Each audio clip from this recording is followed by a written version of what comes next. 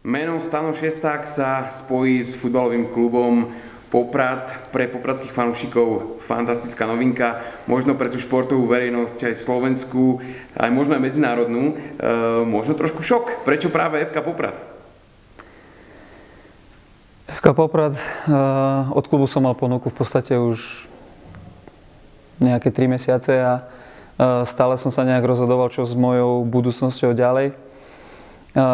Tento klub je mi veľmi sympatický, veľmi ambiciózny a má na čele naozaj fantastického človeka. Takže mne to bolo od začiatku veľmi, veľmi príjemné. A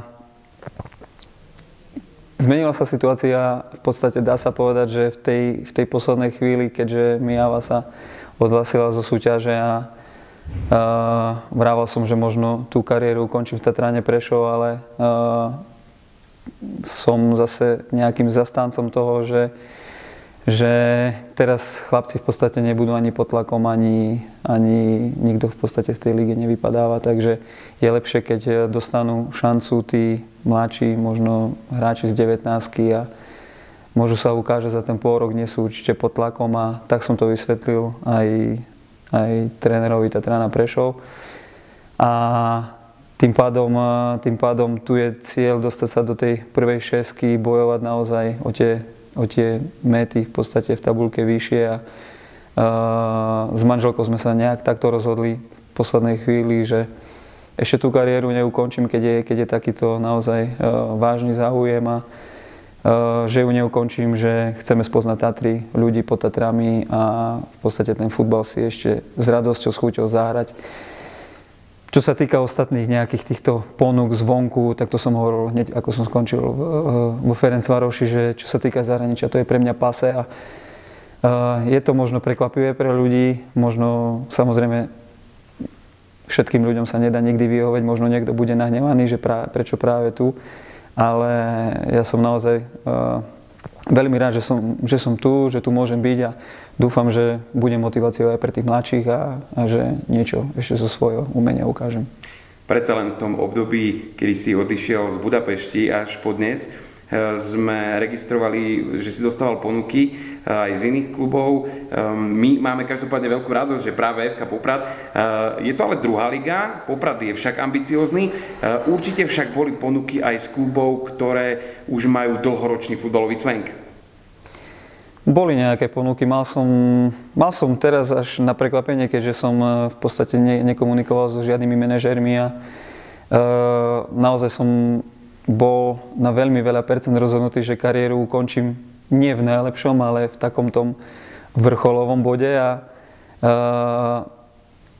rozhodol som sa pre Poprad, pre ten záujem, keď sme sa zo 4 krát stretli, ako v podstate ten majiteľ, ľudia, tréneri, ako tu chcú v podstate niečo nastaviť, niečo dokázať, niečo dosiahnuť a OK, je to druhá liga, ale to sa môže zmeniť nejakým časom a ten klub naozaj je mi veľmi sympatický a tým, že my sme v Tatrách, dá sa povedať, že dosť často radi lyžujeme, alebo začali sme respektíve po tej kariére lyžovať aj deti, takže sme si povedali, že prečo nie, že keď môžem byť naozaj tou motiváciou, keď môžem byť v podstate tým, ktorý nejak môže pomôcť, tak určite takým ľuďom, ako je aj prezident, je mi to cťou v podstate, že takto pomôcť môžem. V klube sú už nejaké mená, s ktorými sa poznáš. Tréner Mikuláš Dvorožňák spomínal, že máte celkom priateľský vzťah. Sú medzi nami aj hráči, ktorí už hrávali za Tatran. Tak čo, poznáš niektorých chalanov už z kabíny alebo z minulosti?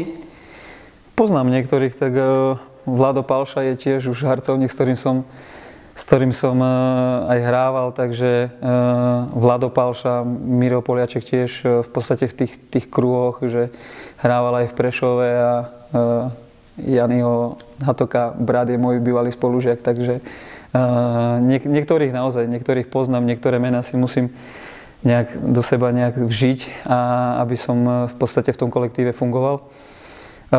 Jožko Kaplan takisto, cez Mareka Saparu sa poznáme.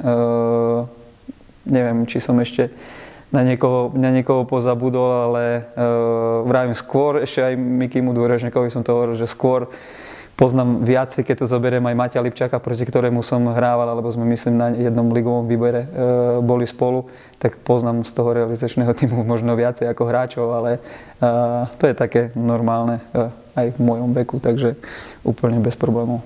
Ty si srdcia slovenských fanúšikov získal v posledných vrcholných podujatiach, to boli majstrovstvá sveta, majstrovstvá Európy. Ukončil si úspešnú reprezentačnú kariéru. Bavil si sa s niekým, s kolegou z reprezentácie práve o tom mene FK Poprad, značke FK Poprad? Radil si sa s niektorými reprezentantmi, či áno, či nie, a ako to vidia? Keď mám pravdu povedať, s niektorými som si písal, volal, či Adam Nemec, alebo ešte v podstate s Marekom Saparom sme v takom vzťahu priateľskom, že sa stále navštevujeme rodiny. Takže s Marekom som to tiež preberal a v podstate ešte v októbri sme boli za Maťom Škrtelom v Istanbule a on mi práve že hovoril, že už keď si sa nejak akože rozhodol, tak je to naozaj v podstate nejaká dobrá ponuka ísť niekde, kde chcú niečo v podstate vytvoriť, kde nechcú len možno niečo plátať, ale chcú niečo dokázať vytvoriť. Takže vrával mi, aby som ešte s futbalom neskončil, lebo bola to naozaj taká téma našich rozhovorov, keď som bol rozhodnutý, že už končím profesionálne s futbalom. A on mi aj po novom roku ešte písal SMS-ku, že v podstate dúfa, že začnem niekde prípravu, že by som naozaj ešte nekončil, že ešte môžem nejakú radosť tým ľuďom urobiť. Takže potom som to zobral z tejto stránky a preto som sa potom nakoniec takto rozhodol. Do Popradu prichádzaš s veľkým menom, teda Poprad, už aj fanúšikovia a klub majú radosť, ale určite je to na tvojich pleciach aj zodpovednosť, pretože sa budú čakať góly, bude sa čakať útočné ťaženie. Uvedomuješ si možno tú ťarchu, ktorú fanúšikovia dávajú na tvoje plecia? Neuvedomujem si to teraz, v podstate nás čaká tá najťažšia fáza prípravy teraz, takže veľmi to ešte neriešim, možno to príde už tesne pred tou ligou, ale nejdem tu s tým, aby som sa ja dostal nejak pod tlak, aby som niekomu niečo ukázal.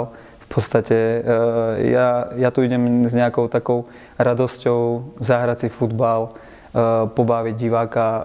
V podstate neviem, ako to nakoniec všetko dopadne, ale naozaj nejdem tu so žiadnym strachom, s ničím. Chcem si ten futbalový život, keď som už v podstate nejak ho takto prerušil, chcem si to ešte užiť na ten záver kariéry a verím tomu, že ľudia budú spokojní, že ja budem spokojný a že v podstate, keď tu možno s nejakým lepším menom prichádzam, takže aj s takým dobrým menom budem odchádzať.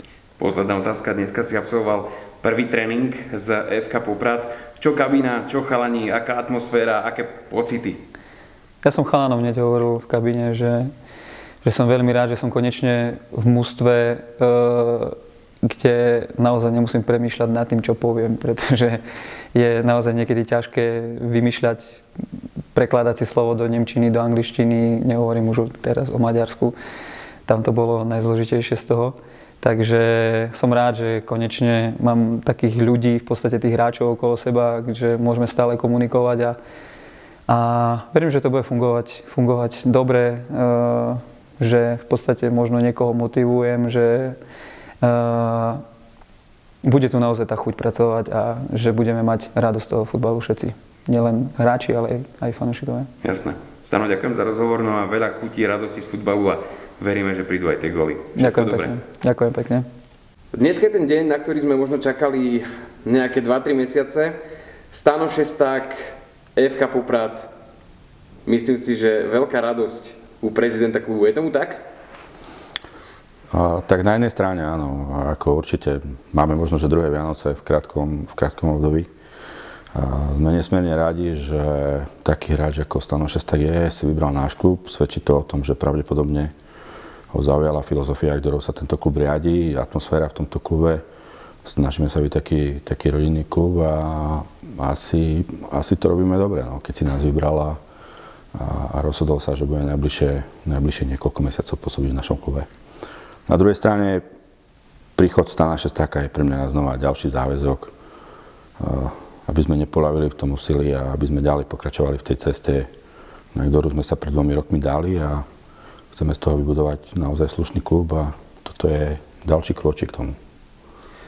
Predsa len Stano Šesták, od prvej chvíle boli tam rokovania, trošičku sa to zase odložilo, to rokovanie predsa len trvalo dlhšie. Teraz ste spolu sedeli. V čom možno bolo to časové rozmedzie, odkedy už aj médiá uviedli, že sa uvažuje o Poprade, prišlo k tomu až dnes? Kde to vlastne stagnovalo?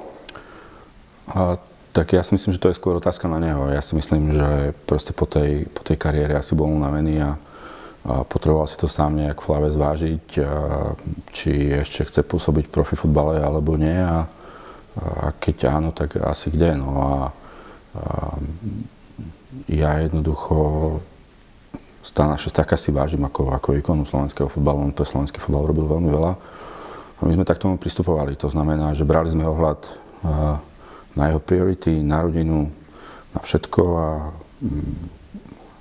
nepristupujeme k Stanovi alebo k hráčovi, akým je Stano Šesták, ako k 20-ročnému chlapcovi. A pristupujeme k nemu trochu špecificky, individuálne a tak, ako si tento hráč zaslúži. Pred malou chvíľou ste sa s ním stretli aj spolu s pánom viceprezidentom Naďom. Bolo to, ako Stano povedal, priateľské stretnutie, kde sa utvrdil v tom, že ide do klubu, ktorý to myslí s futbalom dobre a vážne. Možno prezradiť niečo z toho stretnutia, čo ste si povedali a čo tam prebehlo medzi vami? Tak dohodli sme sa na tom, že je to definitívne a že bude u nás pôsobiť. To znamená, že dneska je to oficiálne. Kým doteraz sme len dúfali, tak dneska to je reálny stav. Reálny stav je, že Stanko Šesták bude ďalej pôsobiť v FK Poprad a bude u nás pôsobiť dovtedy, dokedy sa na to bude cítiť a dokedy mu to zdravie dovolí. Takže zatiaľ nie sú špecifikované nejaké termíny alebo nejaké ďalšie náležitosti, čo sa týka dĺžky zmluvy a podobne?